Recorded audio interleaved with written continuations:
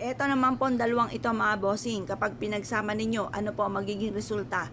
Kayo po'y maa-amaze sa mga swerteng darating po sa inyo kapag pinagsama nyo ang dalawang sangkap na ito na pinaka-powerful din na pampaswerte.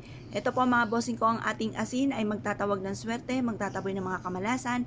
Ito namang ating bigas ay kasaganahan ng dulot. Parang hindi ka na mamalasin pa dahil sa pamamagitan ng asin at sasabayan po ito ng tambalan ng ating bigas. Ang bigas ay ginagamit sa pulpo ito na pagdating sa usapin ng mga pampaswerte. Ang bigas ay hindi nawawala at asin sa ating pong hapagkainan kapag po pagdating ng usapin ng bagong taon or kaya pag maglilipat ng bahay or sa inyo pong negosyo. Proven po ito na napakaswerte basta't may 100% kang paniniwala sa mga gatong mga pamamaraan. Ngayon po mga bossing, pagtambalin nyo itong dalawang ito at halimbawa, isang baso nito, isang basong asin.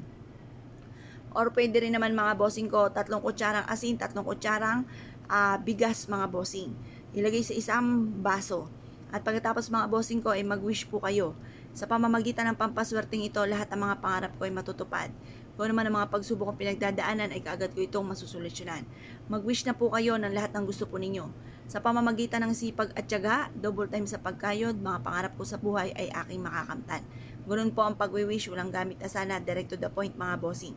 At pagkatapos po nito mga bossing, pagtapos nyo po mag-wish, mas mainam na ibilad ito sa sinag ng araw hanggang alas 8 ng umaga. Makalipas ang alas 8 ng umaga mga bossing ko ay mainam na ilagay nyo po ito sa inyo pong hapagkainan kung saan kayo ay nakain. Ngayon po kung hindi naman sa hapagkainan ayaw nyo po dyan, pwede rin naman po sa center table ninyo, lagyan nyo lang ito ng piso. Yung piso, hugasan nyo lang po mabuti para mas maging powerful. Yung 3 sangkap na yan mga bossing. Yan po ay ilagay nyo po sa center table. Pero kung gusto nyo ganito, mas maswerte rin po ito. Ngayon po, pwede rin naman po ito sa inyo pong kwarto, sa ilalim ng inyong higaan or sa may tukador. Pwede rin naman po ito sa inyo pong altar, mga bossing. Sa inyo pong altar, magdudulot po ito na napakaswerte. Ito po ihahatak ng swerte tagumpay sa buhay. Mas mainam din po mga bossing ko na mag-ingay po kayo kasi pag meron kayong ganito at napakatahimik sa loob ng inyong tahanan, ay hindi rin ganun kagandahan, maaaring maka-attract ka ng negatibo. Mas mainam na mag-ingay kayo ng mga, hindi naman away hindi away na ingay.